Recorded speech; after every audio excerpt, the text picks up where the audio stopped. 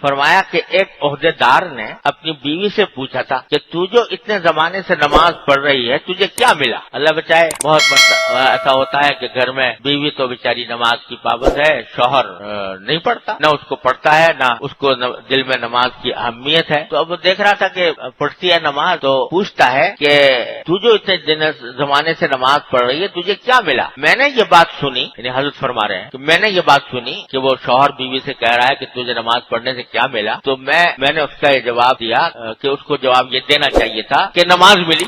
وہ پوچھ رہا تھا کہ تو اتنے دن سے نماز پڑھ رہی ہے تو تجھے کیا ملا، تو اس کو بیوی جواب دیتی کہ نماز ملی، کیونکہ نماز خود بہت قیمتی چیز ہے۔ جس کو یہ دولت مل جائے اس سے یہ سوال کرنا کہ تجھے کیا ملا، ایسا ہے جیسا کہ ایک شخص کو کسی سے روپیہ ملا اور اس سے پوچھا جاوے کہ یہ تو نے روپیہ لے کر کیا ملا تجھے، تو وہ تو خود دولت ہے، اس دولت کے لیے یہ پوچھنا کہ تجھے کیا ملا یہ احمقانہ سوال ہے۔ جیسا کہ ایک شخص کو کسی سے روپیہ وصول ہوا اور اس سے پوچھا جاوے کہ مال لے کر تجھے کیا ملا، ہر شخص اس سوال کو فضول کہے گا، کیونکہ مال خود مطلوب ہے، اس کے مل جانے کے بعد کسی اور چیز کے ملنے کی کیا ضرورت۔ اسی طرح نماز خود مطلوب ہے، جس کو یہ مل گئی اس سے یہ پوچھنا کہ تجھے کیا ملا حماقت ہے۔ اور دخول جنت کو جو نماز کا ثمرہ کہا جاتا ہے تو وہ بھی نماز کا ایک ثمرہ ہے، ورنہ حقیقت میں نماز خود مطلوب ہے، کیونکہ اس کی حقیقت قرب حق ہے۔ قرآن مجید میں ہے ایک آیت ہے، آیت سجدہ ہے، جس کا ترجمہ یہ ہے کہ سجدہ کرو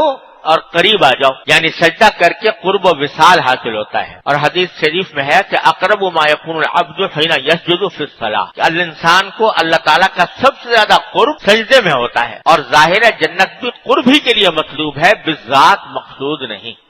یہ ایک بہت بڑی عظیم حقیقت ہے جو حضرت والا نے اس ارشاد میں بیان فرمائی ہے۔ اللہ تعالیٰ کو صحیح سمجھنے کی توفیق عطا فرمائے تو بہت سے اشکالات اور بہت سے وسوسوں کا خاتمہ اس سے ہو جاتا ہے۔ وہ یہ کہ نماز پڑھنے سے بعض لوگ یہ سوچتے ہیں کہ نماز پڑھنے سے کیا مقصود حاصل ہوا۔ کچھ لوگوں نے نماز کے کچھ دنیاوی مفادات سوچ رکھے ہیں کہ بھئی نماز جب پڑھے گا بندہ تو اس کے اوپر مصیبتیں کم آئیں گی، اس کے اوپر آفتیں کم آئیں گی، اس کی دنیاوی زندگی اچھی ہوگی وغیرہ وغیرہ۔ اب اگر کبھی نہیں ہوتی، باوجود نماز پڑھنے کے فرض کرو کہ کوئی تکلیف آ گئی، کوئی پریشانی آ گئی، تو یہ سمجھتا ہے کہ معاذ اللہ نمازیں تو رائے گا چلی گئی، یہ دھیان دل میں پیدا ہو جاتا ہے۔ قرآن کریم نے ایسے لوگوں کا ذکر کرتے ہوئے فرمایا کہ وَمِنَ النَّاسِ مَن يَعْبُدُ اللَّهَ عَلَى حَرْفٍ فَإِنْ أَصَابَهُ خَيْرٌ اطْمَأَنَّ بِهِ وَإِنْ أَصَابَهُ فِتْنَةٌ انقلب عَلَى وجهه، کہ بعض لوگ ایسے ہیں کہ جو اللہ کی عبادت کرتے ہیں تو کنارے پہ کھڑے ہو کے کرتے ہیں کہ اگر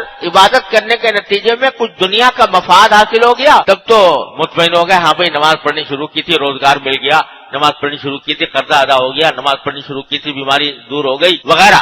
اور اگر کوئی آزمائش آ گئی کہ نماز پڑھ رہا تھا، نماز پڑھنے کے باوجود کوئی تکلیف آ گئی، پریشانی آ گئی، تو انقلب علی وجہہ، یعنی وہ پلٹ جاتا ہے کہ بھئی نماز سے تو کوئی فائدہ ہی نہ ہوا۔ حضرت نے ایک واعظ میں ایک لطیفہ لکھا ہے کہ ایک مولوی صاحب تھے، وہ کسی دیہاتی کو نماز کی تبلیغ کر رہے کہ بھئی نماز پڑھا کر، تو وہ کہنے لگا کہ جی کیا ملے گا نماز پڑھنے میں، تو اس نے مولوی صاحب نے سوچا کہ ذرا اس کو کوئی تھوڑی سی لالچ دے تو شاید لالچ سے پڑھنا شروع کر دے، تو اس کے نتیجے میں عادت پڑ جائے گی، اور عادت جب پڑ جائے گی تو پھر شاید وہ لالچ بھی ختم ہو جائے۔ تو اس سے کہا کہ اگر تو 40 دن پڑھ لے نماز پابندی سے تو تجھے فلاں چیز دوں گا اپنی طرف سے۔ ذہن میں یہ بات تھی کہ جب 40 دن پڑھ لے گا، 40 دن اگر کوئی آدمی متواتر کوئی عمل کرتا رہے تو اس سے عام طور سے اس کی عادت ہو جاتی ہے، تو عادت ہو جائے گی تو پھر یہ دل میں اس کے لالچ بھی ختم ہو جائے گا، پھر مانگنے بھی کیا آئے گا مجھ سے۔ مگر وہ اللہ کا بندہ 40 دن نماز پڑھ کے پوری 40 کر کے پہنچ گیا مولوی صاحب کے پاس کہ جی لاؤ، تو مولوی صاحب نے کہا بھائی میں نے تو سوچا تھا کہ تم 40 دن کے بعد عادت پڑ جائے گی تمہیں، تو پھر تمہیں ضرورت ہی نہیں ہوگی مانگنے کی، تو تم پھر عادت ہی ہو جائے گی تمہیں نماز۔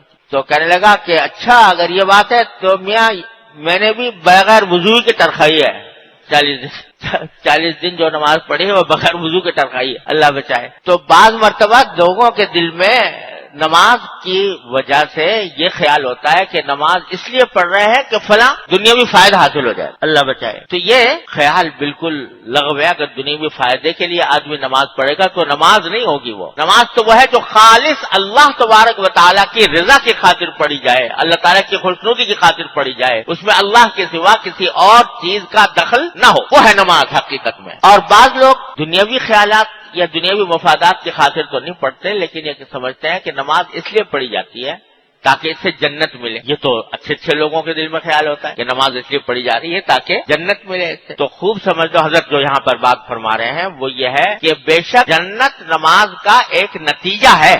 انشاءاللہ نماز اگر ٹھیک سے پڑھی جنت ملے گی انشاءاللہ. لیکن یہ نہ سمجھے کہ نماز محض ذریعہ ہے جنت پہنچنے کا اور اس کا یہ بذات خود کوئی مقصود نہیں. نماز بذات خود مقصود ہے، بذات خود مطلوب ہے. کیوں؟ اس لیے کہ یہ اللہ تبارک و تعالیٰ کے قرب کا ایک ذریعہ ہے. اللہ تعالیٰ نے فرمایا کہ سجدے میں جاؤ اور میرے قریب آ جاؤ، اور یہ فرمایا کہ بندہ اللہ تبارک و تعالیٰ سب سے زیادہ قریب ہوتا ہے سجدے کی حالت میں. جب سجدہ پیشانی سر رکھ دیا اللہ تبارک و تعالیٰ کی بارگاہ میں تو اللہ تعالیٰ کا قرب سب سے زیادہ اس حالت میں حاصل ہوتا ہے. ہمارے حضرت مجذوب صاحب رضی اللہ عنہ فرماتے ہیں میں جب سجدے میں سر رکھ دوں زمین کو آسماں کر دوں، کہ جب سجدے کو میں اللہ تعالیٰ کے بارگاہ میں پیشانی ٹک گئی تو زمین کو آسماں کر دوں. مطلب یہ کہ اللہ تبارک و تعالیٰ کا قرب اس سے زیادہ کسی اور حالت میں حاصل ہو نہیں سکتا. وہ قرب مجھے اس کے ذریعے حاصل ہو جاتا ہے. اور یہ اللہ تعالیٰ کا قرب ہی مقصود ہے. جنت بھی اللہ تعالیٰ کے قرب کا ایک مظاہرہ ہے